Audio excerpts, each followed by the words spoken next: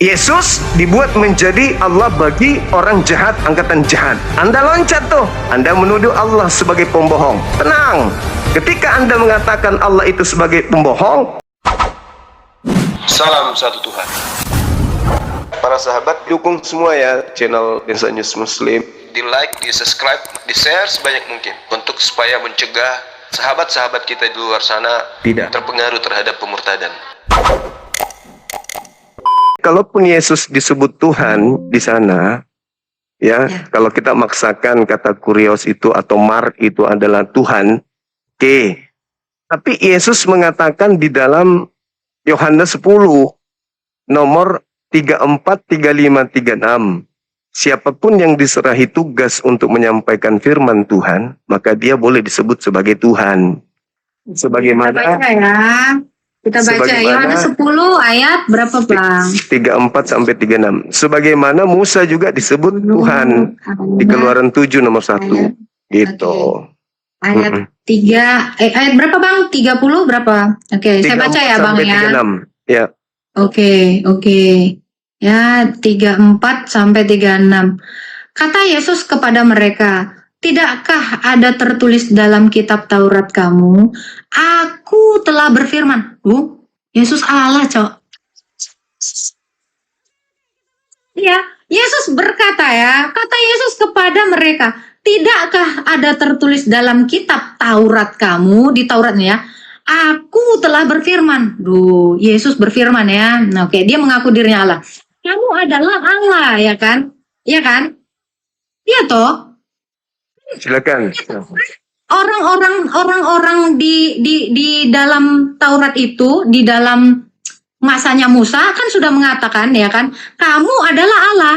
Jadi orang Israel sudah mengatakan Yesus, kamu adalah Allah kepada Yesus, itu kan? Baca dulu. Bahasa Indonesia? Ngerti? Baca dulu sampai 36. Ya, baik. Jikalau mereka, kan mereka ini semuanya udah manggil Yesus, kamu adalah Tuhan katanya kan.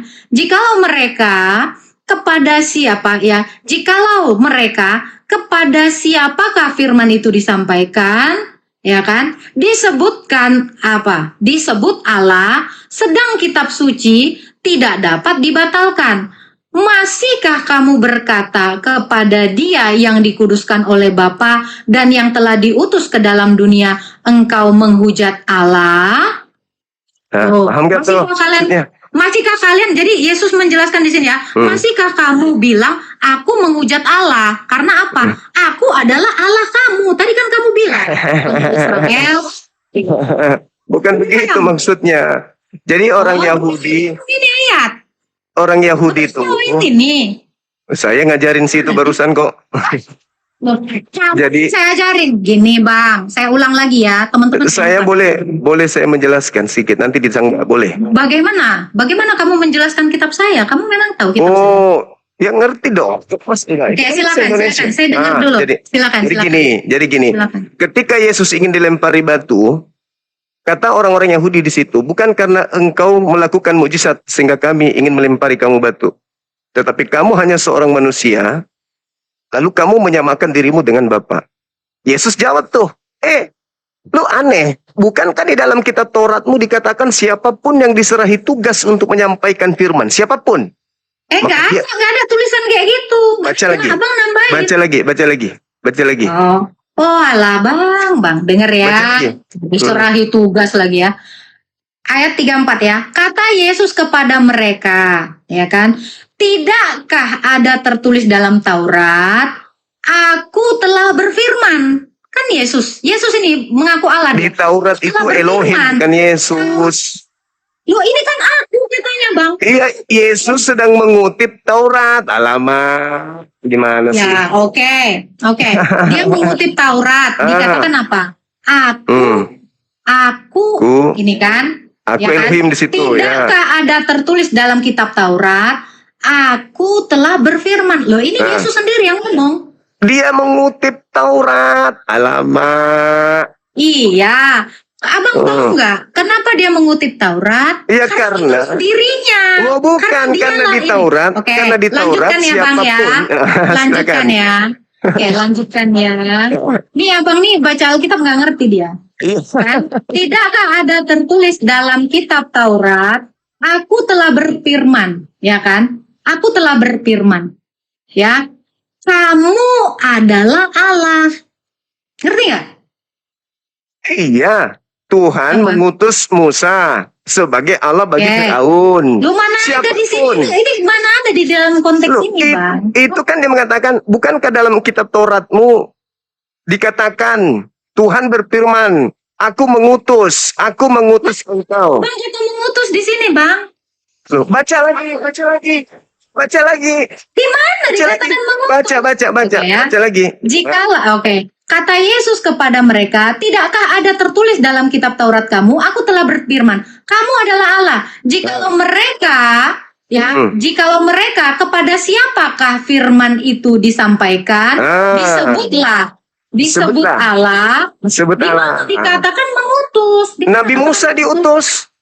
Loh, ini nggak ada konteksnya di sini, Bang. Siapapun yang diserahi tugas. Aduh.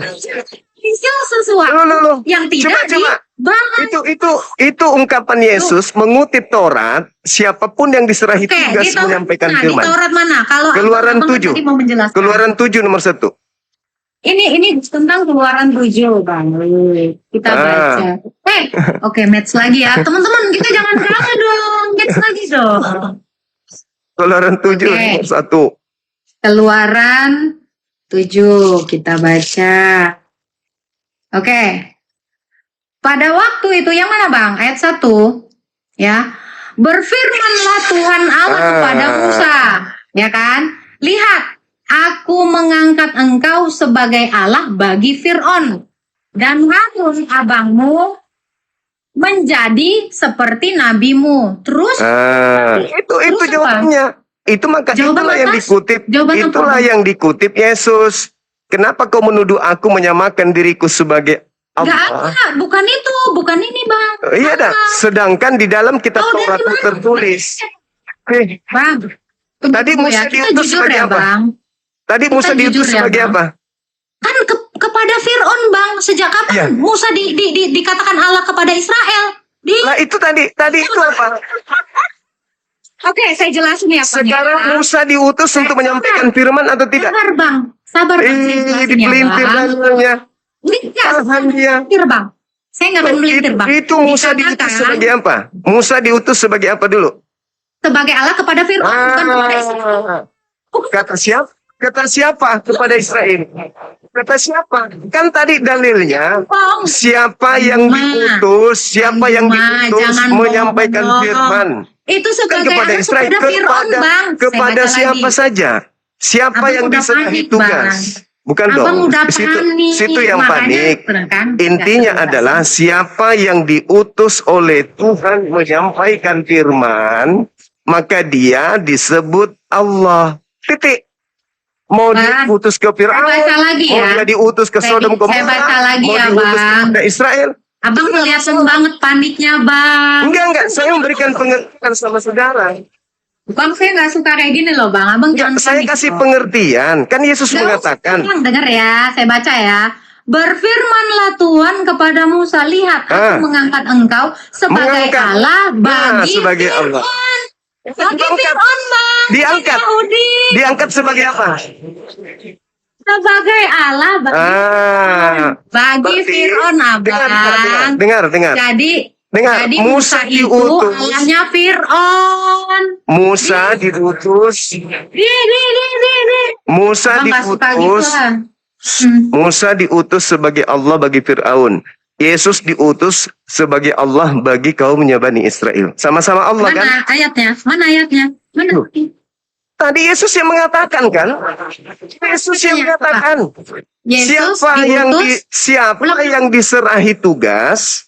Siapa yang diserahi tugas untuk Berarti Yesus Allah menyampaikan ya, Bang ya? Berarti Yesus Allah untuk ya? Bani Israel sama seperti Musa. Sama seperti Iya, Musa. Bang, udah mengakui. Sama seperti Musa. Sama seperti Udah Musa. ngakui Yesus Sekarang tanya, Allah. berarti Musa Allah juga. Allah bukan. Nah tadi dia diutus sebagai Allah, diangkat sebagai Allah. Ayo jujur. Tidak dikatakan sebagai Allah. Kata Dia siapa? Allah. Baca Kisah Para Rasul 2:36. Ayo. Baca. Baca. Seluruh Ya. orang Israel harus tahu dengan pasti bahwa Allah telah membuat Yesus menjadi Tuhan dan Kristus. Kena deh. Oke. Kena Apa? deh. Apa dikatakan? Apa dikatakan para rasul dua, Bang? Apa Di situ jujur aku males? Di Ayat berapa? Ayat berapa? 36. Ayat berapa? 36. 36. Oke, kita baca ya. Kena deh. Ayat 36. Wah, Abang lari-lari kemana-mana aja gak Loh, pernah. untuk membuktikan bahwa Yesus itu Tuhan yang dilantik. Jadi seluruh kaum Israel harus tahu dengan pasti bahwa Allah telah membuat Yesus yang kamu salib Jedar. itu menjadi Tuhan dan Kristus. Apa jedarnya, saudara? Menjadi Tuhan. Yesus itu dibuat oleh Allah menjadi Tuhan. Musa dibuat menjadi Tuhan bagi Fir'aun. Kemudian Yesus dibuat menjadi Tuhan bagi angkatan jahat. Jedar. Apa yang jedar? Belum tahu jedarnya di mana, Bang? Belum tahu Yesus jedarnya itu di mana. dibuat menjadi Tuhan.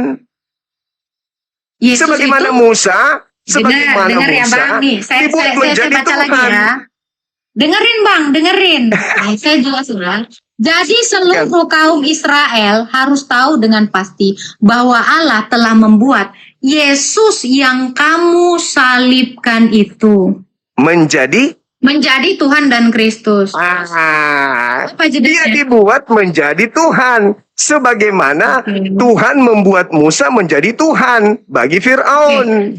Jadi dengan kata lain, gantian ya. Dengan kata lain, Abang mau bilang Allah itu pembohong. Kenapa jadi kepada Allah Tuhan? menarasikan, karena Allah menarasikan Yesus nggak disalib. Loh, sabar dulu.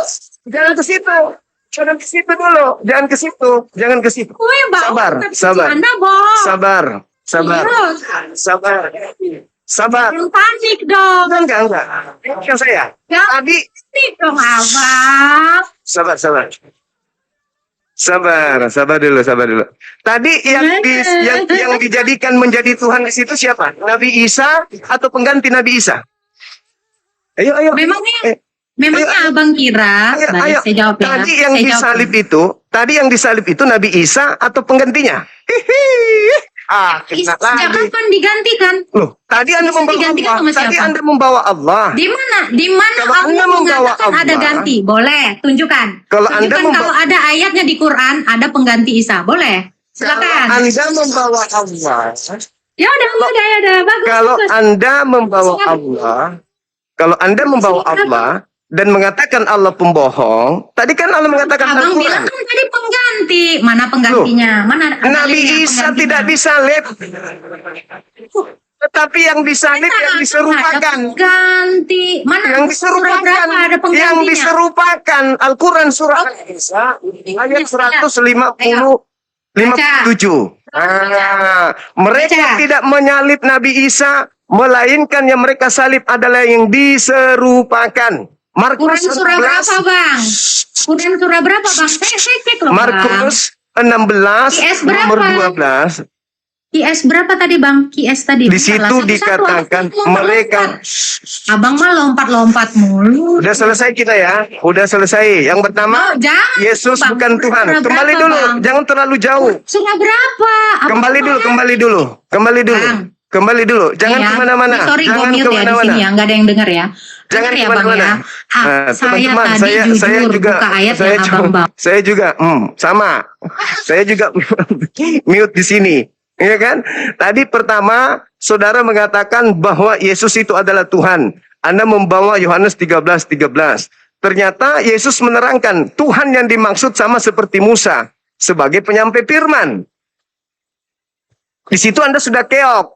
Jadi Musa dibuat menjadi Allah bagi Fir'aun, Yesus dibuat menjadi Allah bagi orang jahat, angkatan jahat. Anda loncat tuh, Anda menuduh Allah sebagai pembohong. Tenang, ketika Anda mengatakan Allah itu sebagai pembohong, Allah Subhanahu wa Ta'ala mengatakan Nabi Isa tidak disalib, yang disalib itu penggantinya. Berarti yang dilantik di sana oleh Tuhan menjadi Tuhan adalah pengganti Nabi Isa. Alias iblis. Alias iblis. Dan itu diterangkan dalam Al-Quran surah An-Nisa ayat 17. Wa yad'una illa inatha wa yad'una illa syaitanan marida. Nah, kan begitu. Oke. Bagaimana teman-teman? Kita bertahan di sini atau kita kembali ke markas? Ini udah keok dia nih. Kembali ke markas atau gimana ini? Allahu Akbar. Ada keok dia teman-teman. Nabi Musa jadi Tuhan bagi Fir'aun. Yesus yang disalib jadi Tuhan bagi angkatan jahat. Jadi ada Tuhan nih. Ada dua Tuhan. Yang pertama Tuhan bagi Fir'aun. Satu lagi Tuhan bagi orang jahat. Siapa yang membuat Yesus menjadi Tuhan? Allah Subhanahu wa ta'ala. Di mana tertulis? Al-Quran surah Al-Araf ayat 27 dan data 30. Ya, keren kali, Bang. Gimana, kita lanjut teman-teman atau kita kembali ke markas? Kita kembali aja ya. Soalnya dia licik. Dia bisa melempar aja, melempar seenaknya. Berarti Allah pembohong katanya. Licik dia.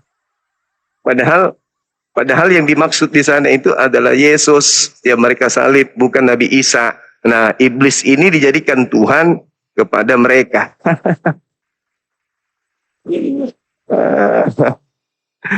Allahu Akbar. Dia fokus cari duit dia, teman-teman. Fokus cari duit. Fokus cari duit dia, teman-teman. Mau kali dia menang. Konsentrasinya dia menang aja terus dalam otaknya. Jadi habis ini kita kembali aja, teman-teman. Nggak manfaat pun ilmunya nggak ada. Aganta ini nihil. Dia hanya, ya itulah. Masya Allah. Makasih sahabat, suka lu. Nangis dia. Ada Tuhan Yesus sebagai Tuhan. Kemudian Nabi Musa juga sebagai Tuhan. Aduh, saudari saya ada ya. Dada Agatha, dada. Aduh, Agatha luar biasa. Kasih dia.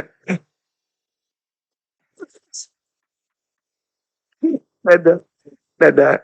Lu belajar lagi. Aku tidak konsentrasi juga samamu, bibirmu terlalu merah. Allahu Akbar. Cari duit ya.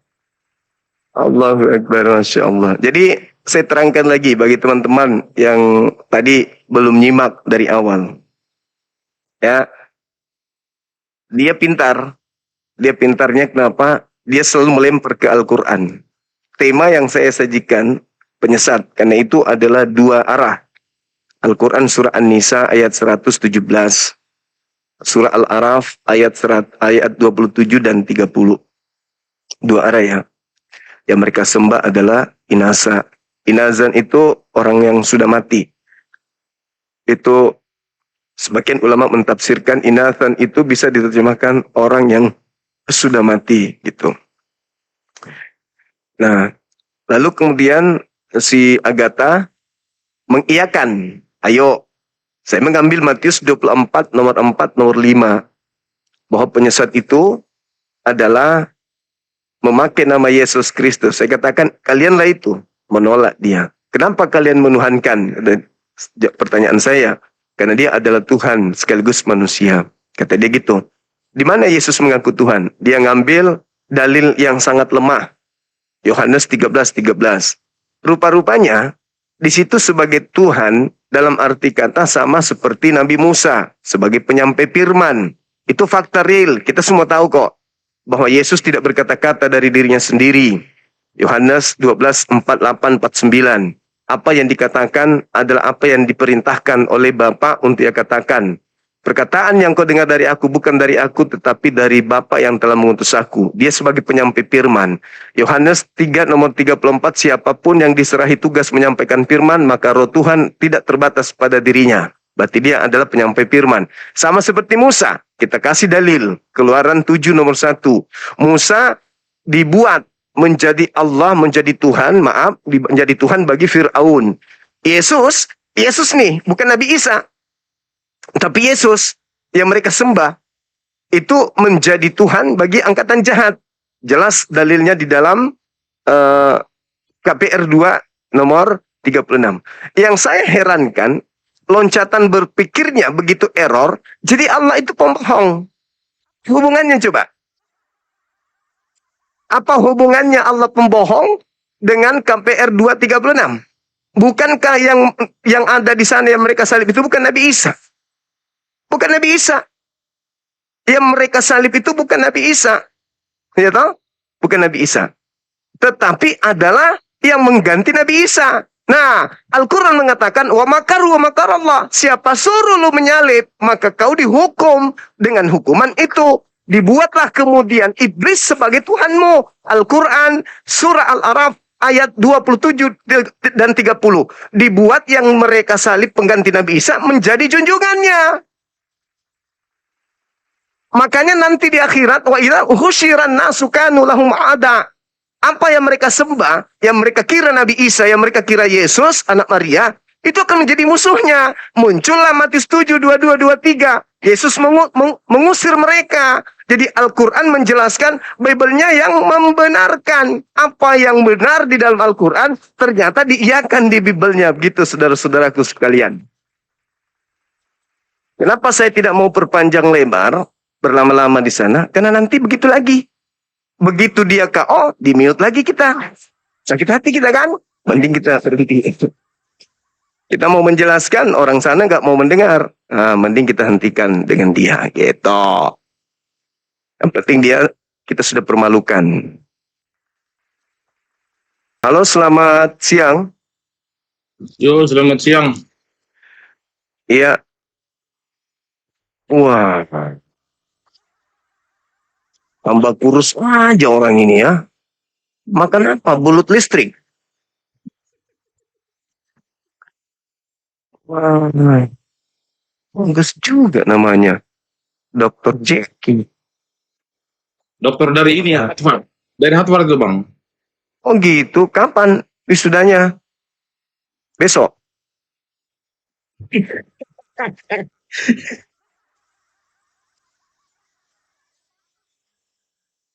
Allahu Akbar. Gimana kira-kira bisa mengimbangi materi saya nggak ini? Kalau tidak, saya ikut narasinya aja. Kalau Al-Quran, Itu, Bang. ya, Al-Quran mengatakan bahwa di luar Allah yang disembah oleh orang-orang kafir itu iblis.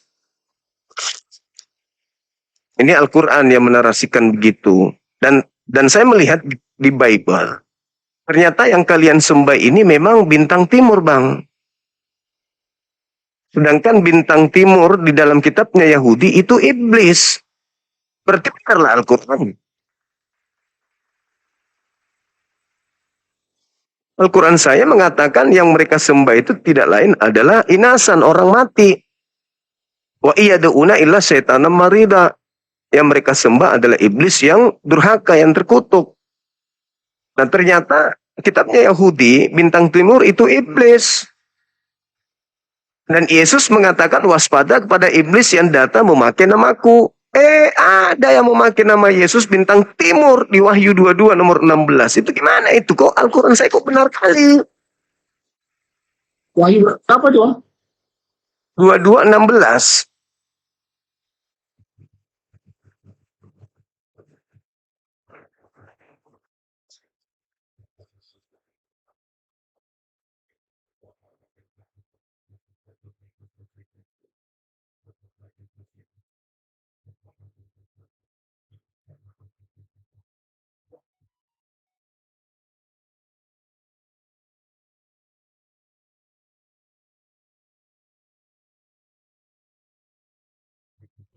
Boleh kita lanjutkan.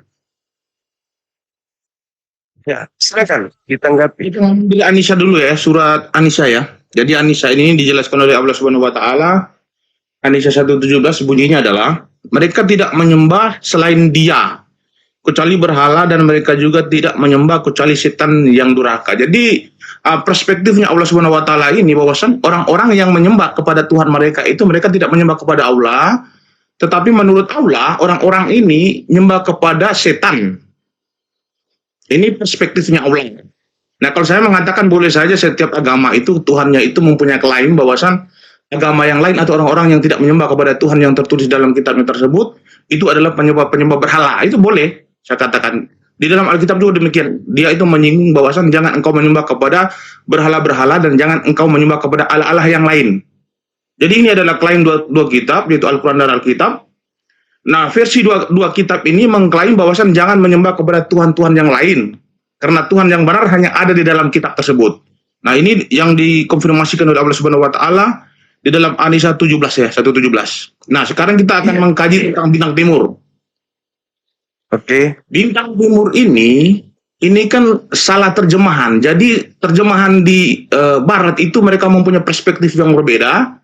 Terjemahan di Indonesia itu mempunyai perspektif yang berbeda. Lalu kita kembali kepada original teksnya itu di dalam bahasa Ibrani itu juga mempunyai perspektif yang berbeda. Tapi kalau saya melihat dari original teks di dalam Ibraninya itu menyinggung tentang iblis yang akan dicampakkan ke bumi. Ini kita buka ya. Kita buka di dalam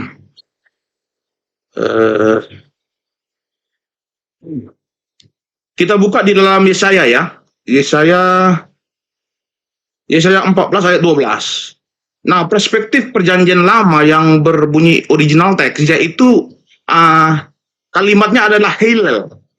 Nah, Hillel ini kalau diterjemahkan ke dalam bahasa Inggris itu mereka menerjemahkan itu adalah Lucifer. Tapi kalau dimasuk di dalam terjemahan kitab Indonesia itu LAI atau Lembaga Alkitab Indonesia itu menerjemahkan adalah bintang timur. Nah, ada ayat yang ada di dalam perjanjian baru itu mencatat Yesus itu disebut sebagai bintang timur. Nah, contoh begini, di hari kelahiran Yesus itu ada orang Majus, mereka melihat ada bintang dari timur. Nah, perspektif bintang dari timur pada zaman tersebut bukan berarti mereka meyakini ada setan yang jatuh dari langit, bukan.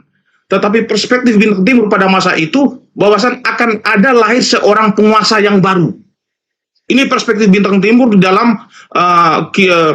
kitab perjanjian baru, yaitu ketika orang Majus 3 orang datang untuk menemui Yesus ketika dia dilahirkan. Nah, ini perspektif bintang timur yang ada di dalam perjanjian baru.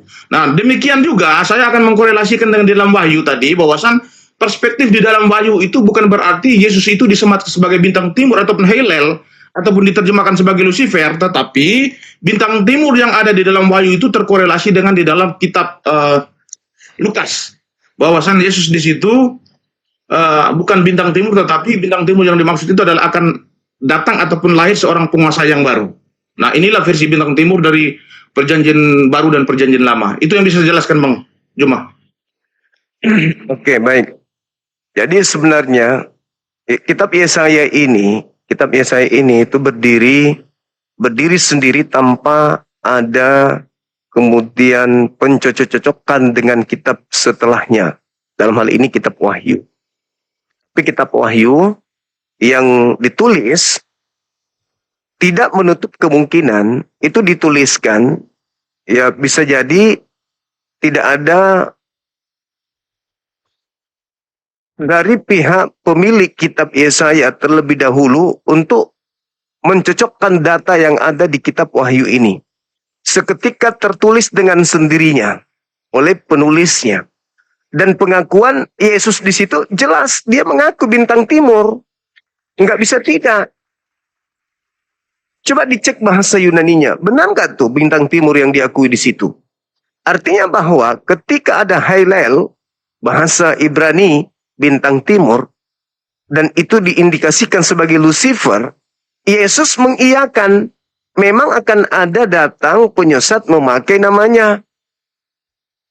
Memakai namanya. Nah, ketika dikatakan memakai namanya, ya jelas penyesat alias bintang timur alias iblis ini membawa nama Yesus dong. Sesuai dengan kata Yesus itu sendiri. Waspadalah kepada penyesat yang datang kepadamu. Ini diucapkan Yesus di tahun antara 30 sampai 33. Antara tahun 90 ke 110 muncul pengakuan makhluk mengaku Yesus Kristus dan bergelar bintang timur. Berarti tergenapi. Tergenapi itu. Karena tidak mungkin Yesus mengatakan sesuatu yang tidak tergenapi. Karena Yesus itu adalah penyampai firman. Sebagai penyampai firman, maka sudah pasti Tuhan tidak mungkin berdusta. maka mutlak harus ada yang menggenapi penyesat datang memakai nama Yesus. Betul, akulah Yesus tunas Daud, bintang timur, gilang gemilang. Tergenapi itu. Kalau misalnya saudara saya, Dr. Jeki menolak hal tersebut, tapi yang kami lihat nih, sebagai seorang muslim, berdasarkan ayat tadi, yang mereka sembah selain daripada Allah itu adalah iblis. Artinya Anda masuk dalam kandidat tersebut. Nah, kita lihat bagaimana Kristen dalam pola keagamaannya. Mereka menyembah 3 pribadi Tuhan. 3 pribadi sembahan. Itu sudah tidak benar. Mereka mengaku bahwa mereka pengikut daripada bangsa Israel. Tapi mereka menghapus hukum Tuhan. Taurat tidak berlaku lagi. Artinya, hanya iblis yang mampu menghapus firman Tuhan. Mereka memakai perjanjian lama kitabnya Yahudi, tapi mereka menghapus semua konsep yang ada di dalamnya, membuat konsep baru yang dihasilkan dari petikan seorang Paulus yang mengaku didatangi oleh Yesus. Padahal Yesus berpesan waspada kepada penyesat yang datang kepadamu. Jadi apabila ada orang berkata ada Yesus di sini, ada Yesus di sana, jangan kau percaya. Sebab Yesus palsu akan datang melakukan mujizat, tanda-tanda, dan kekuatan sekiranya mungkin menyesatkan orang pilihan juga. Camkanlah, aku telah mengatakannya terlebih dahulu kepadamu. Jadi apabila ada orang berkata ada Yesus di padang gurun, ada Yesus di dalam bilik, jangan kau percaya. Kristen bertumbuh, berkembang pesat dari kepercayaan hal yang justru dilarang Yesus untuk dipercaya. Orang Yahudi ketika bertemu Paulus mengatakan, aku bertemu dengan Kristus di gurun, di bilik. Orang Yahudi nggak percaya, karena sudah mendapatkan nasihat dari Yesus. Tapi orang di luar Yahudi percaya kepada Paulus, bahwa Paulus ini adalah utusan Sang Kristus, Sang Juru Selamat.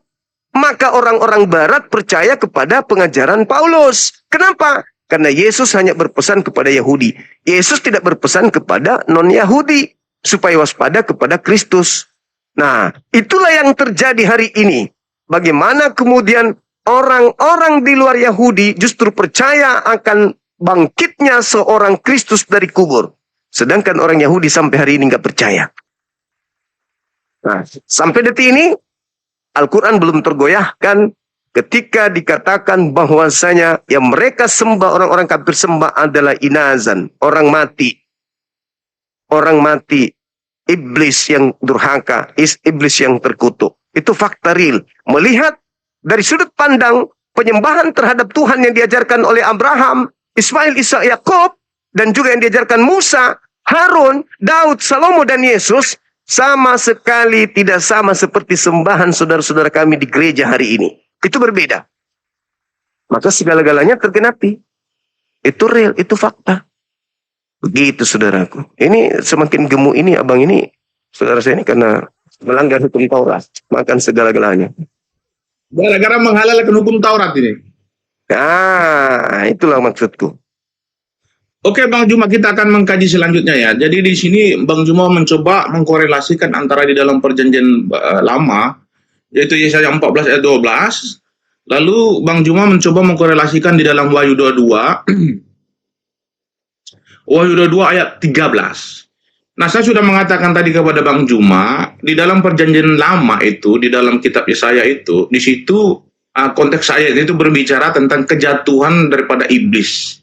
Nah, kejatuhan daripada iblis itu adalah, kalau saya menceritakan mungkin dari awal mungkin agak panjang ya, mungkin kita akan singkatkan saja. Yesaya menceritakan bahwasan iblis itu jatuh dari atas dicampakkan oleh Tuhan ke bumi.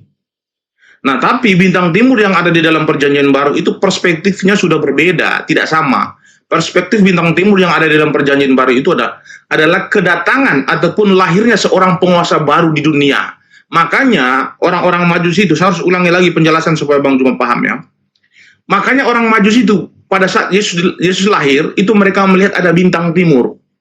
Nah, dari situlah mereka meyakini bahwasan ketika ada bintang muncul dari timur, maka mereka meyakini ada seorang penguasa yang baru yang telah datang. Nah, ini perspektifnya berbeda ya, ini sudah saya jelaskan. Nah, sekarang kita akan masuk ke dalam tuduhan-tuduhan Bang Juma, bahwasan orang Kristen itu menyembah, itu tidak sama dengan seperti yang diperintahkan oleh para nabi yang terdahulu. Nah, orang Kristen itu melencengkan seluruh ajaran para nabi dengan menyembah Tuhan yang berbunyi Tritunggal. Ini boleh kita akan jelaskan secara detail kepada Bang Juma, supaya netizen juga paham apa yang kita jelaskan di sini ya. Nah, memang di dalam original teks Perjanjian Lama maupun Perjanjian Baru itu secara letterlek itu tidak ada tertulis bahwasan Yesus berpesan kepada murid-muridnya bahwasan sembahlah kepada Tuhan yaitu Tritunggal.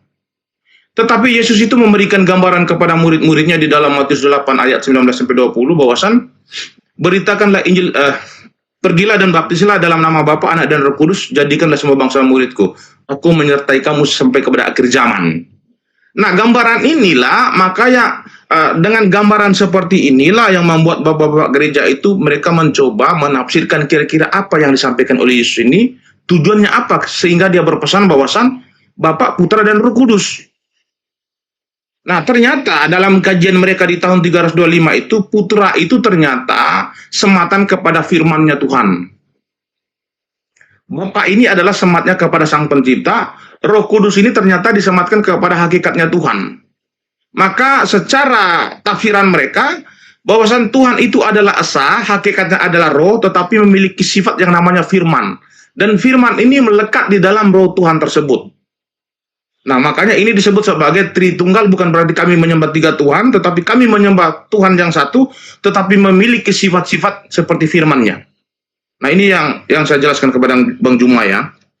Nah, Bang Juma juga mencoba menafsirkan di sini bahwasan Wahyu 22, yaitu Yesus itu datang kepada Rasul Yohanes. Dia mengaku kepada Rasul Yohanes bahwasan dia adalah bintang timur.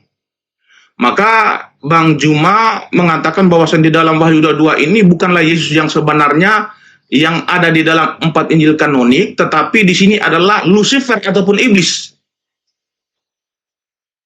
yang datang ke dunia untuk menyesatkan orang-orang. Nah, sudah saya katakan tadi bahwa Wahyu 22 itu tidak berbicara tentang iblis, tetapi di situ berbicara tentang seorang penguasa yang akan datang baru. Itu yang bisa jelaskan Bang Juma. Iya. Jadi bantahan yang saudara sampaikan ini itu tidak bisa menyelamatkan untuk menghindarkan bahwa saudara kami Kristen ini adalah lolos dari apa yang Yesus sampaikan di dalam Matius 24, 4, 5, 2, 3, 24, 25, 26, dan juga yang Al-Quran uraikan dalam Al-Quran surah An-Nisa ayat 117, Al-Arab 27 dan ayat 30. Bahwa sebenarnya saudara kami Kristen itu tidak lagi menyembah pencipta langit dan bumi. Karena saudara kami Kristen menyembah yang bernama Kristus tadi. Melibatkan Kristus di dalam hakikat penyembahan itu sudah merupakan pekerjaan dari iblis. Kenapa saya mengatakan begitu? Karena Yesus menekankan dengan sangat akurat di dalam Yohanes 17:3. Apa kata Yesus? Hidup kekal itu adalah mereka mengenal Engkau, satu-satunya Tuhan. Jadi pemurnian ajaran Yesus terhadap Tuhan, Yesus uraikan di situ. Satu-satunya. Tidak boleh ada dengan alasan apapun nebeng menjadi Tuhan. Dengan alasan dia membangkitkan orang mati, membangkitkan dirinya dalam kubur, nggak ada itu. Kata Yesus, hidup kekal mengenal satu-satunya Tuhan. Yaitu dia yang telah mengutus Yesus. Dan mengenal Yesus sebagai utusan Tuhan, bukan sebagai Tuhan. Itulah semurni-murninya akidah yang diajarkan Yesus kepada kaumnya Bani Israel. Akan tetapi Bung, sang bintang timur yang datang kemudian kepada Paulus itu mengajarkan konsep yang berbeda. Dia mengajarkan Yesus ini adalah Tuhan yang satu-satunya yang turun ke bumi, mengambil rupa manusia, taat sampai mati di atas tiang salib untuk nebus dosa manusia. Ini sudah menyalahi konsep akidah yang diajarkan oleh Yesus, hidup kekal. Satu-satunya Tuhan yang benar adalah Dia. Nah, kemudian di dalam kitabnya orang Yahudi juga Yesaya 43. Nomor 10, nomor 11. Di situ diterangkan bahwa Engkaulah saksi-saksiku. Tidak ada Tuhan yang dibentuk sebelum aku, dan tidak ada lagi yang dibentuk setelahku. Sementara Yesus ini Tuhan yang dibentuk dalam rupa daging. Oh, artinya bahwa penyesatan yang dilakukan oleh sang bintang timur ini itu nyata. Kenapa nyata? Karena menyalahi dalil, menyalahi konsep, merusak kaidah yang ditanamkan Yesus kepada kaumnya Bani Israel. Hidup kekal, murni, mengenal Yesus hanya utusan Tuhan, titik. Dan hidup kekal, murni, mengenal yang mengutus Yesus satu-satunya Tuhan, titik. Tidak ada pencampur bauran antara Tuhan yang satu-satunya dengan Yesus yang adalah utusan. Siapa yang menerima Yesus, menerima Tuhan yang satu-satunya tadi. Siapa yang menolak Yesus, menolak Tuhan yang satu-satunya tadi. Kenapa bisa demikian? Karena Yesus adalah harus dikenal sebagai utusan, duta, wakil, juru bicaranya Tuhan. Juru bicara nggak boleh dianggap sebagai Tuhan itu sendiri. Nggak boleh. Karena kapan dianggap Tuhan itu sendiri, maka dia sudah menyalahi konsep akidah yang ditanamkan Yesus satu-satunya. Yang disebut satu-satunya, tidak boleh ada yang nebeng. Aku nebeng dong, aku kan bisa bermujizat, bisa membangkitkan orang, bisa jalan di atas air, nebeng, aku juga Tuhan. Tidak boleh. Apa yang kamu lakukan hanya kekuatan yang aku berikan. Kamu nggak bisa ngapa-ngapain kalau aku tidak memberikan kekuatan. Bahkan bicara pun kau tak bisa kalau aku tidak memberikan firman kepadamu. Jadi lu tidak bisa nebeng menjadi sehakikat dengan aku. You hanya manusia yang kuberi kadar mukjizat yang bisa bekerja sesuai dengan apa yang aku perintahkan. Lu nggak boleh nebeng. Nah, itulah yang diajarkan oleh Yesus agar waspada kepada Halal bin Zakar, Lucifer, iblis penyesat, Planos, yang datang mengatasnamakan dirinya, padahal itu bukan dirinya. Apa penyesatannya? Dia akan merubah konsep akidah yang Yesus tanamkan. Nah, inilah yang terjadi. Saudara kami Kristen, Trinitas, Tritunggal, Yesus only, dan seterusnya. Menganggap bahwa Yesus itu adalah bagian dari Tuhan itu sendiri. Padahal Yesus hanyalah rasul utusan Tuhan yang telah memurnikan akidah kepada Bani Israel. Saya kira begitu, Bung. Saya akan jelaskan secara detail agak pelan ya. Jadi teman-teman di bawah, bahwasan tuduhan Bang Juma ini setelah Yesus terangkat ke surga, lalu para rasul itu kan diperintahkan oleh Yesus untuk memberitakan Injil. Lalu ada sebuah peristiwa, yaitu Rasul Yohanes, itu dia bertemu dengan Yesus, itu Yesus datang dalam berupa cahaya ya, tetapi Yesus itu tidak datang dalam berupa bentuk daging, ataupun berupa manusia. Nah, di dalam Wahyu 22 seperti yang dikatakan Bang Juma tadi, Yesus berbicara kepada Yohanes, bunyinya seperti ini perkataan Yesus, Aku Yesus telah mengutus malaikatku untuk memberi kesaksian tentang semuanya ini kepadamu bagi jemaat-jemaat. Aku adalah Tunas, yaitu keturunan Daud, bintang timur yang gemilang. Jadi di sini Bang Juma menuduh bahwasan yang berbicara dengan Rasul Yohanes ini bukanlah Yesus yang ada di dalam Perjanjian Baru, yaitu 4 Injil kanonik, tetapi di sini dianggap sebagai Lucifer yang menyamar menjadi Yesus, yaitu berbicara kepada Yohanes dan dia mengaku sebagai Tuhan. Ini tuduhan Bang Juma bahwasan Lucifer yang datang kepada Rasul Yohanes di sini mengaku kepada Yohanes bahwasan dia adalah Tuhan, tetapi di sini bukanlah Yesus yang sebenarnya, tetapi Lucifer yang menyamar sebagai Yesus dan mengaku Tuhan. Nah, Bang Juma harus tahu, ketika Bang Juma mengatakan Lucifer yang datang di sini mengaku Tuhan, ternyata di dalam kitab ini bunyinya adalah Yesus yang datang, bukan Lucifer. Dan Yesus di sini memang benar, dia memang mengaku Tuhan, tetapi secara tidak langsung. Nah, bagaimana cara mengkajinya bahwasan di sini dia mengaku sebagai Tuhan, tetapi secara tidak langsung? Kita akan korelasikan di Wahyu 22 dengan Matius 13:41 ya. Kita akan kaji ya, supaya teman-teman tahu. Di sini saya mau mengatakan kepada Bang Juma bahwasan saya dukung bahwasan di sini di Wahyu 22 ini Yesus mengaku sebagai Tuhan, tetapi secara tidak langsung, tetapi dalam penafsiran manusia dan logikanya manusia berpikir bahwasan Yesus benar-benar Tuhan di sini. Apa buktinya? Kita akan buktikan bahwa dia adalah Tuhan. Maka orang Kristen itu tidak pernah salah menyembah kepada iblis ataupun setan, tetapi kami menyembah kepada Tuhan satu-satunya, yaitu Bapa. Hakikatnya adalah Roh yang memiliki firman yang disebut dengan Yesus. Di Wahyu 22 ini, Yesus ketika datang menemui Yohanes, dia mengatakan, aku Yesus telah mengutus malaikat-malaikatku. Nah, kalau kita menggunakan letterleknya ini kan Yesus mengatakan, aku Yesus ini telah mengutus malaikat-malaikatku. Saudara-saudara harus tahu bahwasan di dalam perjanjian lama maupun perjanjian baru, maupun di dalam kitabnya Bang Juma itu sendiri, yang berhak untuk mengutus malaikat-malaikat untuk menyampaikan kepada nabi-nabinya hanyalah Tuhan itu sendiri.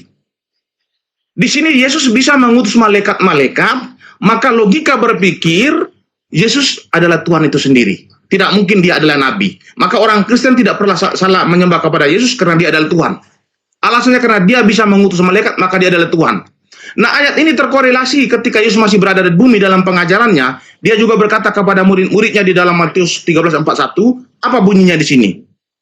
Di sini dia bernubuat kepada murid-muridnya tentang hari penghakimannya. Bahwasan akan ada hari penghakiman, dan ketika hari penghakiman itu dia akan turun ke bumi. Nah, ini bunyi ayatnya, kita akan lihat. Maka ayat ini kita akan korelasikan dengan dalam Wahyu 22 tadi ya. Matius 13:41 bunyinya begini. Ketika dalam pengajaran Yesus berkata kepada murid-muridnya bahwasan Anak manusia akan menyuruh malaikat-malaikatnya, dan mereka akan mengumpulkan segala sesuatu yang menyesatkan, dan semua orang melakukan kejahatan dari zaman kerajaannya, semua akan dicampakkan ke dalam lautan api.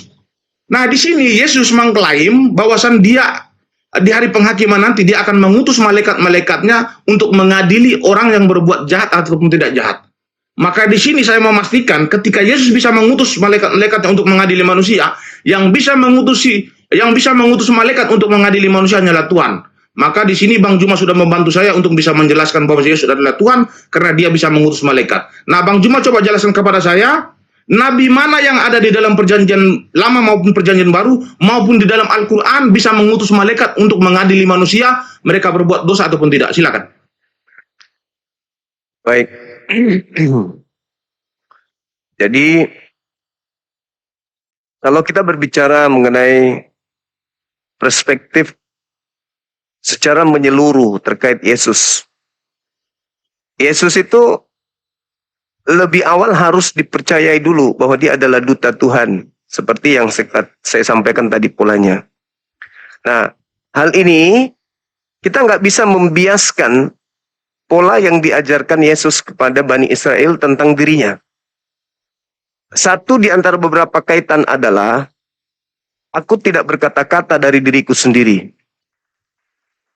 Apa yang aku katakan adalah apa yang diperintahkan untuk aku katakan.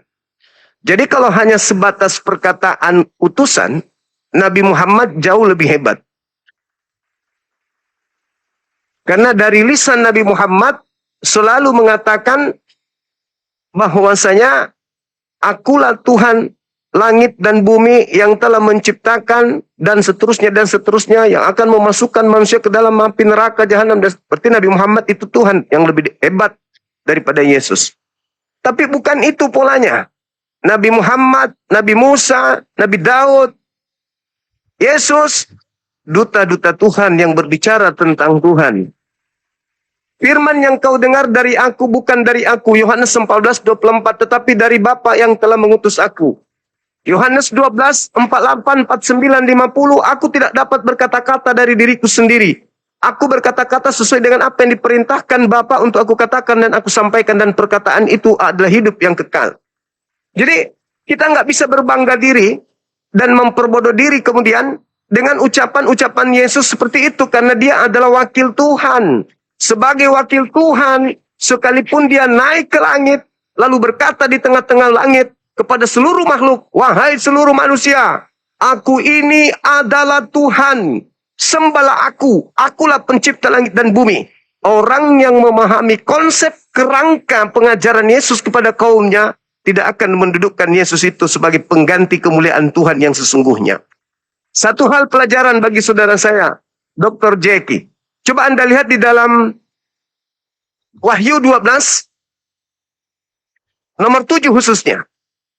Apa yang terjadi di sana? Maka terjadilah perang di dalam surga. Mikael melawan naga besar yang dibantu oleh malaikat-malaikatnya. Sekali lagi, kalau Anda mengatakan bintang timur memerintahkan malaikat, Benar sekali, naga besar alias iblis di dalam kitab Wahyu 12 nomor 7 juga memiliki malaikat-malaikat. Ini satu hal yang perlu saudara pahami, bahwa iblis pun memiliki malaikat-malaikat berdasarkan Wahyu 12. Nah, sedangkan kalau Anda mengatasnamakan Yesus, lalu kemudian dia adalah Tuhan karena menyuruh malaikat, satu hal sekali lagi saya kembalikan kepada saudara, bahwasanya jangankan memerintahkan malaikat.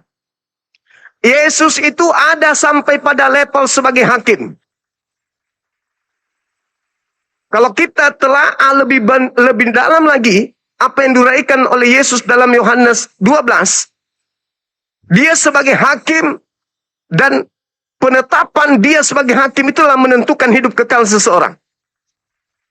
Kenapa bisa demikian? Karena Yesus sebagai saksi. Makanya dia datang untuk yang kedua kalinya. Untuk menghakimi. Untuk menetapkan bahwa seluruh uraian daripada konsep akidah yang ditanamkan kepada Bani Israel, itu Yesus pertanggungjawabkan di hadapan Tuhan pencipta langit dan bumi. Aku tidak pernah mengajarkan tentang kekristenan. Aku tidak pernah mengajarkan diriku adalah bintang timur. Aku tidak pernah mengajarkan membatalkan Torah. Aku tidak pernah mengajarkan menyembah diriku. Aku tidak pernah mengajarkan ibadah minggu. Aku tidak pernah mengajarkan makan babi tidak bersunat. Inilah yang akan menjadi penghakiman titik sentral selamat tidaknya orang-orang yang menuhankan Yesus. Makanya nanti dikatakan di dalam Matius 7, nomor 22-23, pada hari terakhir, banyak orang berseru, memanggil aku Tuhan. Pada saat itu apa yang terjadi? Fatal akibatnya orang-orang ini.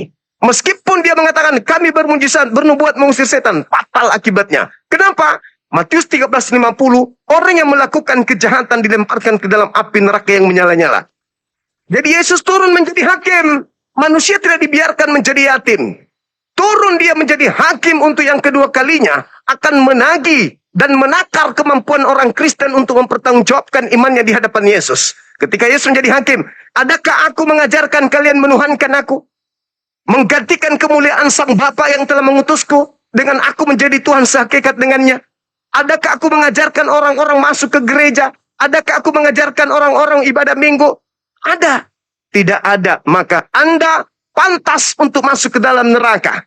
Farikan hadawa farikan hakka alaihimud dalalah. Pantas masuk neraka. Pantas. Sudah pantas. Karena kalian sadar. Kalian membaca Bible. Perjanjian lama kau tambah lagi baca ilmunya. Ditambah lagi perjanjian baru. Digenapi lagi dengan Al-Quran. Dan kamu tidak pernah menemukan adanya perintah dari saya untuk menuhankan saya. Menjadikan kalian orang di luar Yahudi sebagai pengikut saya. Tetapi kalian melakukan dengan semena-mena. Tanpa ada data dan dalil dari saya sendiri. Akibatnya fatal. Makanya Yesus berpesan. Waspadalah kepada penyesat yang datang kepadamu. Memakai namaku. Jadi bukan hal muluk-muluk. Bukan hanya sekedar tulisan goresan-goresan tinta. Yang ada di Bible itu. Yang ada di Bible itu dijawab oleh Al-Quran. Wa makaru wa makarallah. Wallahu khairul makirin. Yang membuat orang-orang menggiring tangan mereka menulis Bible. Saya katakan sekali lagi. Itu akibat dari makar yang mereka buat. Sehingga saya berani mengatakan. Apakah Allah subhanahu wa ta'ala yang menyesatkan? Ya. Mungkin di antara manusia yang berani mengatakan, ya saya. Apakah Allah yang menyesatkan? Yes. Tetapi yang disesatkan oleh Allah adalah mereka yang memang sudah memilih jalan yang sesat. Sebelum Allah menyesatkan orang-orang itu sendiri, datang kepadanya mereka cahaya. Datang kepada mereka petunjuk. Tapi mereka menolak itu, maka Allah sesatkan mereka dengan sesat-sesatnya. Karena itu menjadi pilihannya. Itu jelas itu. Di dalam Yesaya 45 nomor 6, Tuhan yang menciptakan penyesatan. Tuhan yang menciptakan kesesatan. Di dalam Kejadian 3:15, Tuhan yang melakukan permusuhan. Tuhan yang menciptakan permusuhan. Kenapa? Tuhan menciptakan permusuhan antara kebaikan dan keburukan. Antara kesesatan dan petunjuk. Antara hak dan batil. Tuhan yang menggariskan itu. Bukan setan. Setan tak ada daya. Setan hanya minta izin untuk menyesatkan. Dan Allah mengizinkan mereka untuk menyesatkan orang-orang yang memang sudah pantas untuk sesat. Coba Anda baca, dalami lagi. Matius 27. Nomor 62 sampai nomor 66. Apa yang dikatakan ahli Taurat di sana? Dia melapor kepada Pilatus. Pilatus, gubernur, laporan bosku. Ini si penyesat pernah berkata sebelum dia mati, sejak ia hidup, dia mengatakan dia akan bangkit pada hari ketiga. Mohon kiranya perintahkan kepada tentara-tentaramu, prajurit-prajuritmu untuk menjaga kuburannya. Sebab jangan sampai muridnya datang mengambil mayatnya pada hari ketiga, lalu memberitakan kepada rakyat bahwa gurunya bangkit. Maka itu akan menjadi penyesatan yang sangat buruk akibatnya, lebih buruk daripada penyesatan yang pertama. Jadi menurut ahli Taurat dan orang Farisi, kebangkitan hari ketiga itu adalah penyesatan yang sangat buruk akibatnya. Lebih buruk daripada penyesatan setan pertama kali di Ganbi Eden pada Adam. Inilah akibatnya. Sesat-sesatnya Adam di Ganbi Eden, Adam tidak menyembah makhluk menggantikan kemuliaan Bapa. Tetapi gara-gara bangkit dari kubur, isunya mengakibatkan separuh dari penduduk bumi menyembah selain daripada Bapa. Berarti penyesatan lebih jahat daripada yang ada di Eden adalah ketika ada isu bangkit untuk menjadi Tuhan. Maka manusia separuh menuhankan manusia. Itulah yang disebut Yesus Kristus. Nah, Yesus Kristus cuci tangan daripada itu. Coba kita lihat. Ada nabi palsu yang menyamar dari buahnya. Apa buahnya? Memakai namaku, bernubuat, bermujizat, mengusir setan pakai namaku. Tetapi tidak melakukan hukum Taurat. Kehendak Bapa. Siapa golongan ini? Kristen, Katolik, Protestan, ada yang lain. Maka kembali kepada Al-Quran, wa iyada'una illa syaitanan marida. Tidak lain yang mereka sembah selain Allah itu adalah iblis yang durhaka. Saya ingin bertanya 10 detik, 5 detik sama saudara. Boleh? Pekerjaan iblis itu apakah benar? Selalu menghapus perintah-perintah Tuhan. Ini mau tiktokan. Iya. Singkat aja. Habis itu saudara saya silakan berkhotbah 1 jam. Saya hanya ingin apakah karakter iblis itu adalah senantiasa menghapus perintah-perintah Tuhan? Ya, jadi iblis itu dia bukan untuk menghapus aturan-aturan Tuhan, tetapi dia itu sifatnya untuk menyesatkan manusia supaya manusia tersebut itu tidak mengikuti aturan-aturan yang sudah ditetapkan oleh Tuhan. Jadi tugas sama aja. Oke, silakan. Silakan. Baik, saya lanjutkan Bang Juma. Boleh saya lanjutkan Bang Juma ya? Lanjut. Baik.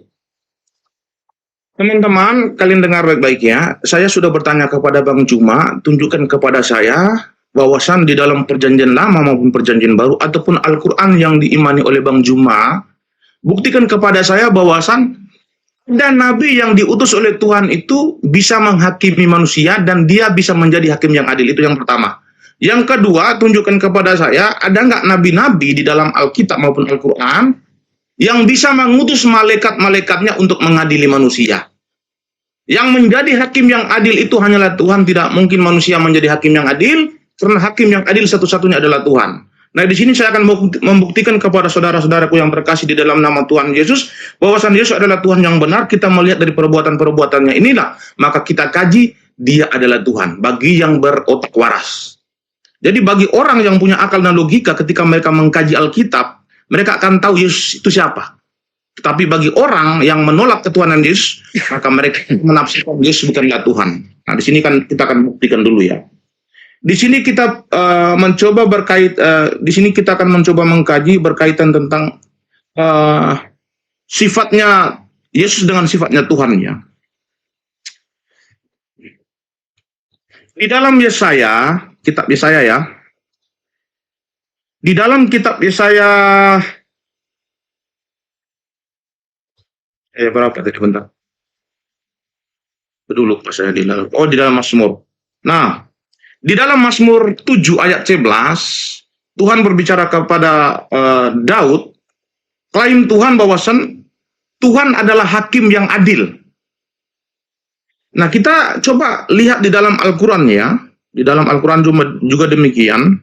Di dalam At-Tin ayat 8, bukankah Allah hakim yang paling adil? Tapi di dalam satu hadis itu mengatakan Isa itu adalah hakim yang adil. Tidak pernah saya menemukan di dalam Al-Quran maupun di dalam Alkitab itu secara reterek menyatakan bahwa nabi-nabi itu adalah hakim yang adil. Itu tidak ada. Hakim yang adil itu hanyalah Tuhan itu sendiri, dan Allah memiliki sifat sebagai hakim yang adil, dan sama juga Tuhan yang ada di dalam Alkitab memiliki sifatnya yaitu menjadi hakim yang paling adil. Dan Yesus juga memiliki sifat yang demikian. Lalu yang berikutnya saya bisa membuktikan kepada teman-teman bahwasan Yesus bisa menjadi hakim. Contoh, ketika sebuah peristiwa di dalam Lukas 23:43 ketika Yesus disalibkan, ada orang yang di sebelah kanan dan ada orang yang di sebelah kiri. Nah, yang di sebelah kiri mengatakan kepada Yesus, jikalau memang engkau adalah anak Tuhan, maka selamatkanlah dirimu. Tapi ada orang yang di sebelah kanan mengatakan kepada Yesus, Guru, hari ini juga kemanapun engkau pergi, aku akan bersama-sama dengan engkau. Lalu apa kata Yesus kepada orang yang di sebelah kanannya, yang mengatakan bahwasan Guru, kemanapun hari ini engkau pergi, aku akan bersama-sama dengan engkau. Jawab Yesus kepada dia apa bunyinya? Yesus berkata kepada dia, hari ini juga, engkau akan bersama-sama dengan aku ke dalam taman paradiso. Paradiso itu di dalam original teks yang berbahasa Yunani adalah paradiso ya, bukan uranon, tapi paradiso. Nah, paradisonya adalah surga. Nah, kalau kita yang berakal, maka ayat ini kita akan mengkaji. Bagaimana cara mengkajinya? Kalau Yesus hanyalah sebagai seorang nabi yang murni, kenapa dia bisa memvonis orang yang di sebelah kanannya ini masuk surga tanpa melalui proses peradilan akhirat? Apakah Musa bisa memvonis orang masuk surga tanpa melalui proses peradilan akhirat? Tidak mungkin. Apakah Muhammad bisa melakukan itu? Tidak mungkin. Apakah Daud, Salomo, ataupun Abraham, ataupun nabi-nabi yang lain bisa melakukan itu? Tidak mungkin. Lalu siapa yang bisa melakukan itu? Yang bisa menggunakan hak prerogatif sebagai Tuhan ini siapa? Di sini adalah Yesus satu-satunya yang dianggap oleh umat muslim mutlak sebagai seorang nabi, tetapi di sini dia bisa memvonis orang masuk surga tanpa melalui proses peradilan akhirat, maka saya memastikan dia adalah Tuhan. Alasannya apa? Dia bisa memvonis orang masuk surga tanpa melalui proses peradilan akhirat. Clear? Inilah secara akal berpikir sebagai orang yang waras untuk mengkaji Alkitab, untuk membuktikan dia adalah Tuhan. Dari sinilah kita kajinya. Dan terbukti, Bang Juma sudah membantu saya di dalam Wahyu 2 tadi, sudah membuktikan Yesus adalah Tuhan, dan juga saya mengkaji di dalam Lukas 23:43 bahwasan dia adalah Tuhan karena dia bisa memvonis orang masuk surga. Nah, Bang Juma coba buktikan kepada saya, nabi mana yang bisa memvonis orang masuk surga tanpa melalui proses peradilan akhirat dari Alkitab maupun Al-Quran? Silakan, dua kitab itu dibuktikan. Silakan. Baik. Yang pertama, saya ingin mengurai dari awal di dalam Yohanes 12. Kita lihat di sana, Yesus mengatakan bahwa barang siapa percaya kepadaku, dia bukan percaya kepadaku. Saya ulang lagi, barang siapa yang percaya kepadaku, dia bukan percaya kepadaku, melainkan percaya kepada dia yang telah mengutus aku. Ada dua pribadi di sana. Satu yang tidak dipercaya, satu dipercaya. Bukan percaya kepada Yesus, tapi percaya kepada dia yang telah mengutus aku. Barang siapa yang melihat aku, dia melihat dia yang telah mengutus aku. Lalu dikatakan, aku telah datang ke dunia sebagai terang, bukan sebagai hakim, tetapi aku datang sebagai terang supaya orang yang percaya kepada aku tidak hidup di dalam kegelapan. Dan jikalau seorang mendengar perkataanku tetapi tidak melakukannya, apa kata Yesus? Aku tidak menjadi hakimnya.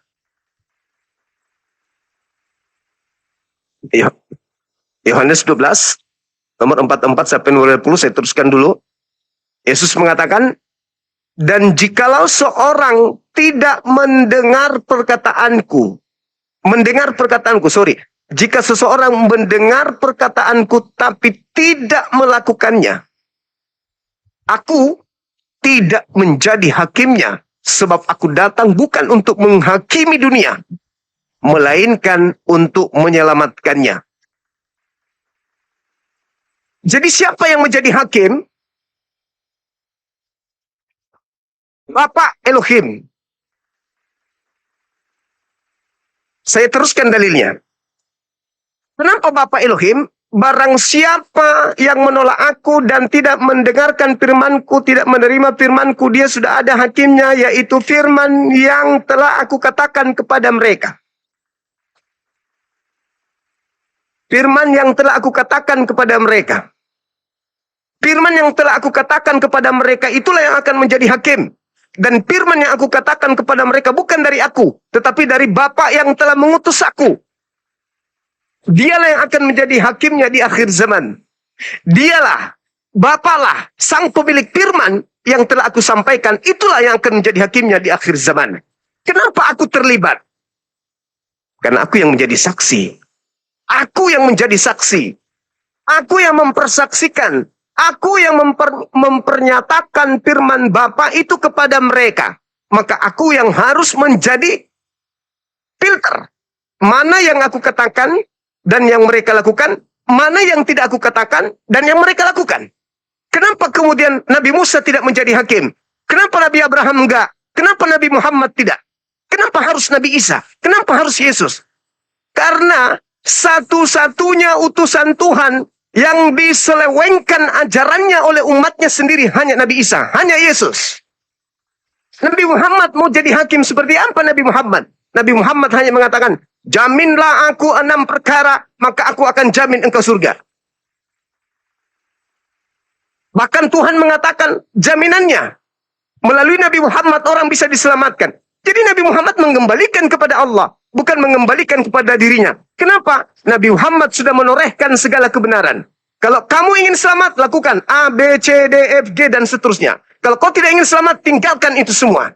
Itu sudah ada dalilnya. Dan Al-Quran menemani kami sampai akhir zaman. Itulah hakimnya, Al-Quran.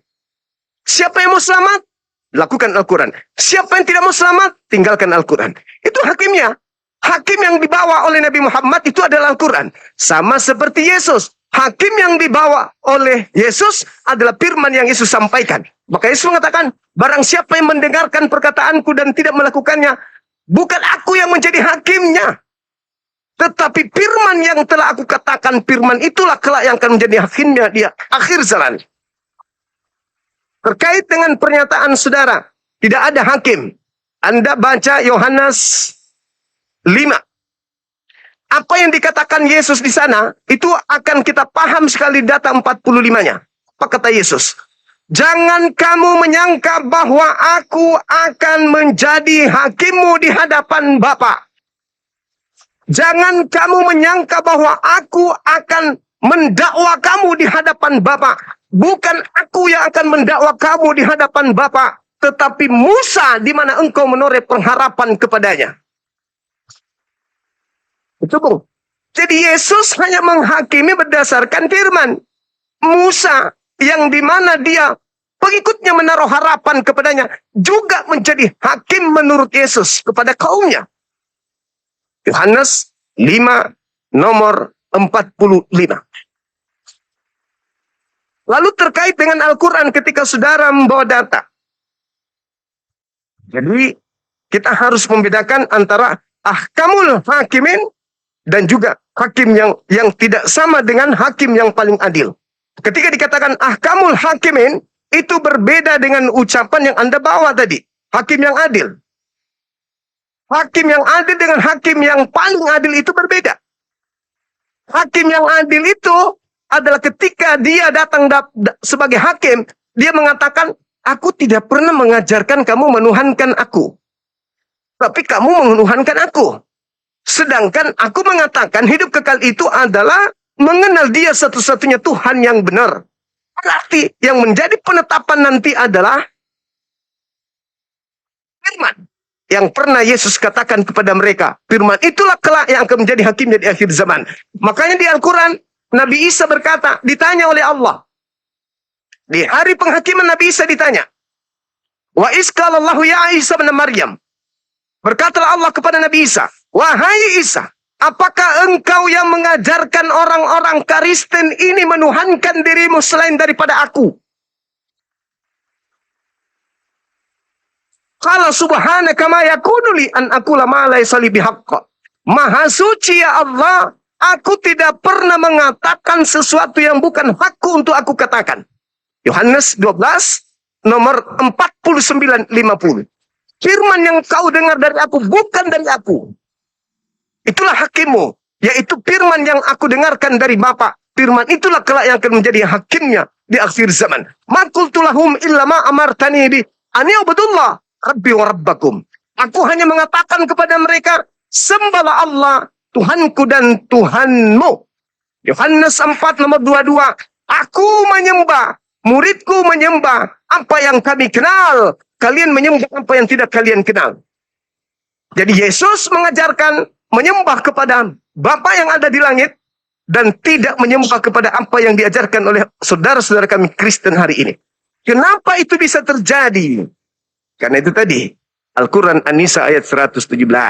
Mereka menyembah iblis, bintang timur, Helel bin Zakar.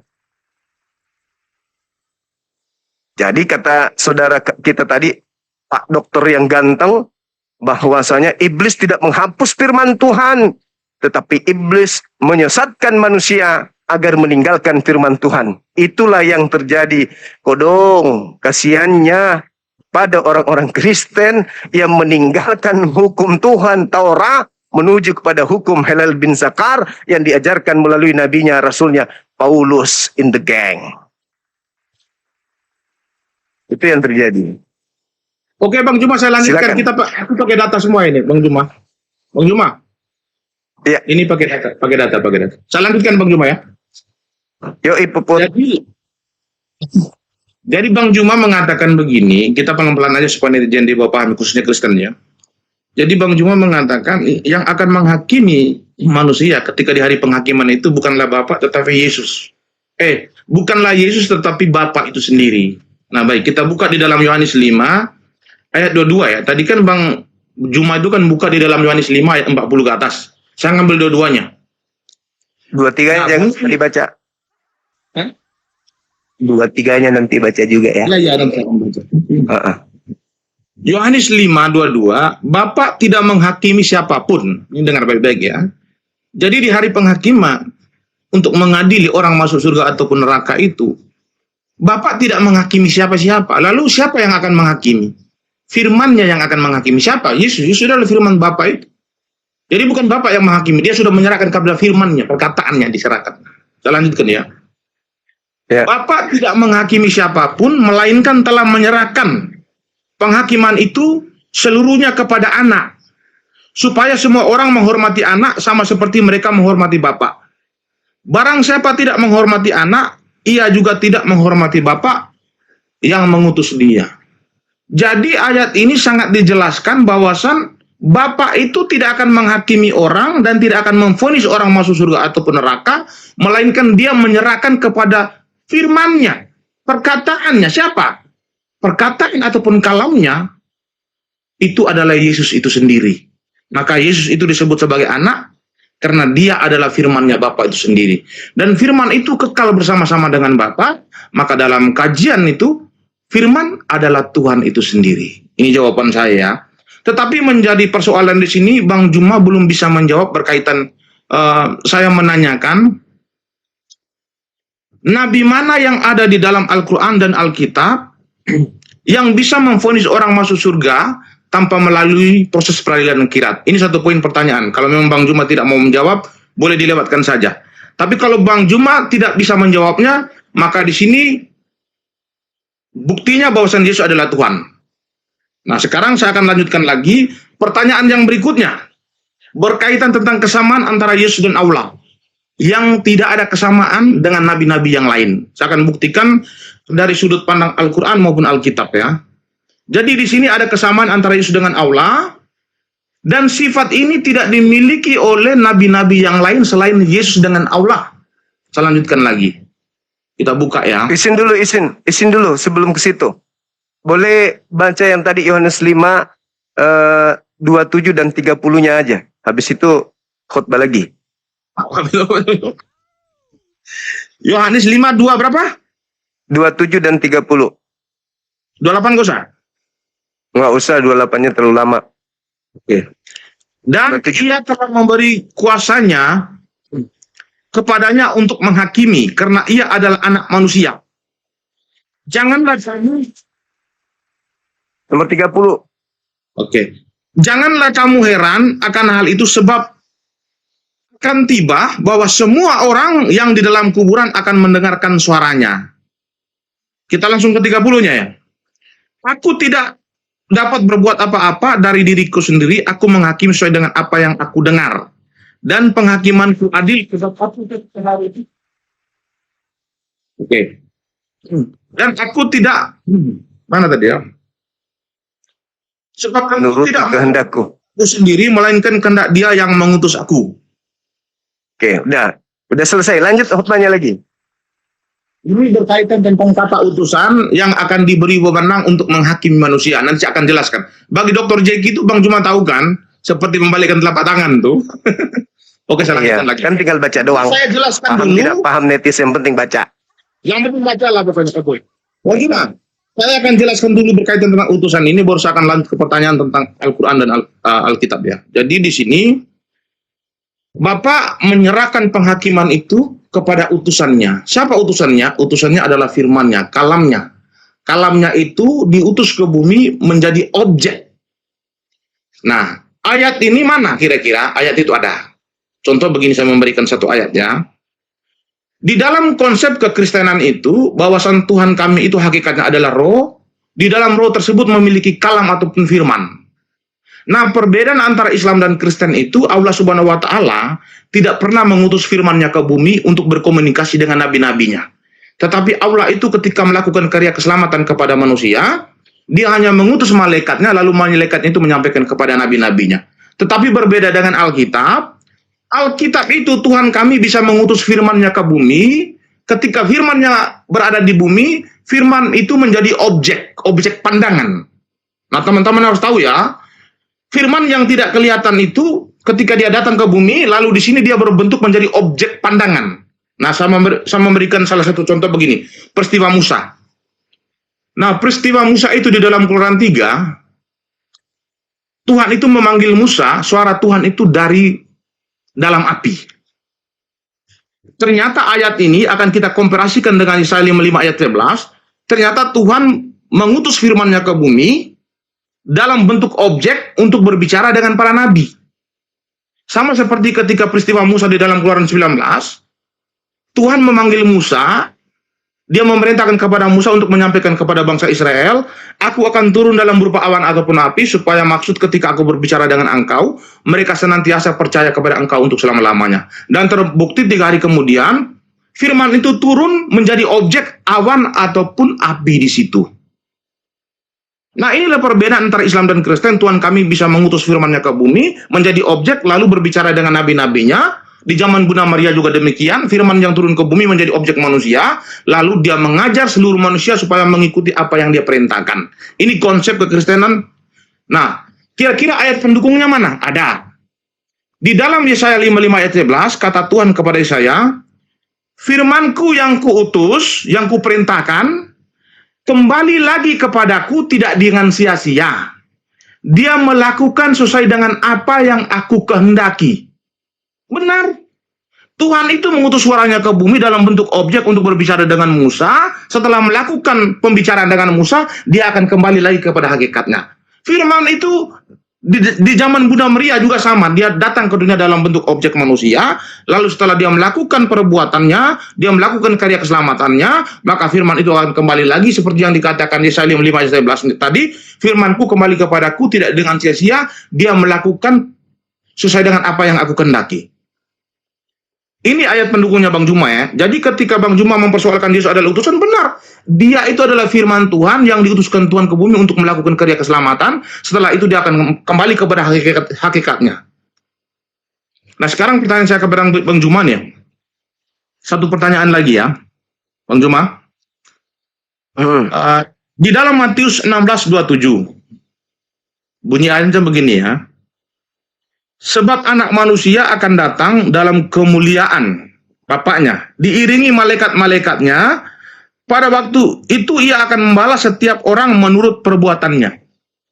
Nah, ayat ini sebab anak manusia ini tertuju kepada Yesus. Maka literalnya Yesus akan datang dalam kemuliaan Bapaknya diiringi malaikat-malaikatnya. Pada waktu itu ia akan membalas setiap orang menurut perbuatannya. Ayat ini mengatakan Yesus di hari penghakiman nanti dia datang bersama malaikat-malaikatnya dalam naungan awan yang tebal untuk melakukan penghakiman terhadap perbuatan manusia. Nah, sekarang kita lihat di dalam Al-Qur'an ya. Di dalam Al-Qur'an Al-Baqarah ayat 210 bunyinya begini. Tidak ada yang mereka tunggu-tunggu pada hari kiamat kecuali kedatangan Allah dalam naungan awan bersama malaikatnya untuk melakukan perhitungan, sedang perkara-perkara mereka telah diputuskan kepada Allah, segala perkara dikembalikan. Di sini ada kesamaan di hari penghakiman nanti Yesus akan datang bersama malaikat-malaikatnya dalam naungan awan yang tebal untuk melakukan penghakiman atas perbuatan manusia. Lalu Allah juga bisa melakukan hal yang sama seperti yang Yesus lakukan, bahwasan dia akan turun bersama malaikat-malaikatnya dalam naungan awan yang tebal untuk melakukan penghakiman terhadap perbuatan manusia. Pertanyaan saya kepada Bang Juma, nabi-nabi mana yang ada di dalam Alkitab dan Al-Quran ketika di hari penghakiman nanti dia bisa turun bersama malaikat-malaikatnya untuk menghakimi manusia? Nabi yang mana kira-kira? Silakan.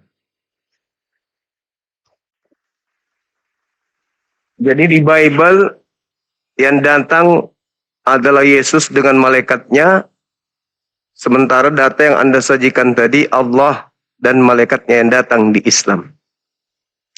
Berarti saya harus mendudukkan poin ini pertama berdasarkan Al-Quran.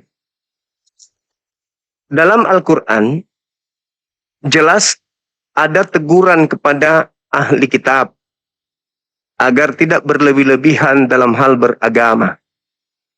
Jangan menyembah Nabi Isa. Ya ahlal kitab, la taglu fi dinikum, wa la taqulu 'ala Allah illal haq. Jangan kau mengatakan sesuatu tentang Allah kecuali dengan kebenaran. Kata Allah, sesungguhnya innamal masihu ibnu Maryam, Isa ibnu Maryam itu, kata Allah, Rasulullah wa kalimatuhu. Jangan kau berlebihan, sebab yang kau sembah itu hanyalah utusan Allah dan manusia yang berasal dari firman. Jadi ketika dikatakan Yesus itu firman turun ke bumi, ya betul pada Maryam, sehingga dia tercipta tanpa ayah.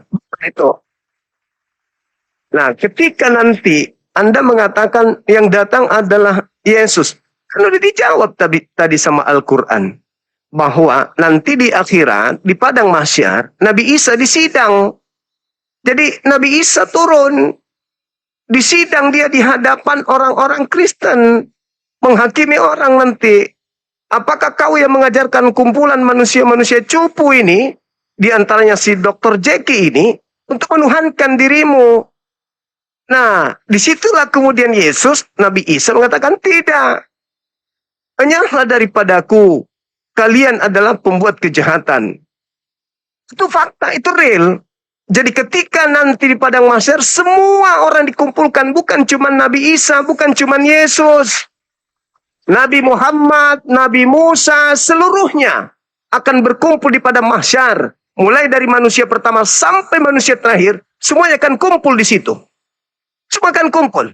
Termasuk Yesus. Karena Yesus berasal dari atas, Nabi Isa berasal dari atas, maka dia turun. Kalau itu yang Anda manai dalam kitab saudara. Kan dia diangkat. Nabi Isa diangkat. Kalau dikatakan bahwa padang mahsyarnya nanti itu lebih rendah daripada langit, berarti dia turun. Itu wajar. Lalu ketika kemudian Allah menyatakan dirinya, dia datang sebagai hakim. Bukan datang sebagai Yesus, tetapi datang sebagai hakim, menghakimi Yesus juga. Karena penghakiman Yesus tadi, kita sudah dengarkan bahwa penghakimannya itu bukan dari dirinya, tetapi dari Bapa yang telah mengutus dia. Berarti Bapa di sini siapa? Dalam perspektif Islam, Bapa yang diimani oleh orang-orang Yahudi dan Kristen itu adalah Rabbus samawati wal ardh, yang kami imani sebagai Tuhan pencipta langit dan bumi. Nah, sedangkan Kalau kita melihat dari kitab Yohanes yang Anda baca tadi, aku tidak dapat berbuat apa-apa dari diriku sendiri. Aku menghakimi sesuai dengan apa yang aku dengar. Jadi dia dihakimi.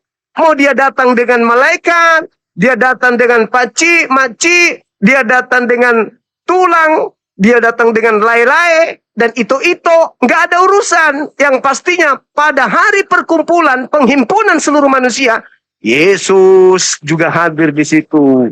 Semua orang di padang mahsyar hadir di sana. Yesuslah yang ditanyai, apakah kau yang mengajarkan si dokter ini untuk menuhankan dirimu? Memang begitu. Jadi hakim di sana memang dia menetapkan seperti itu, Bu.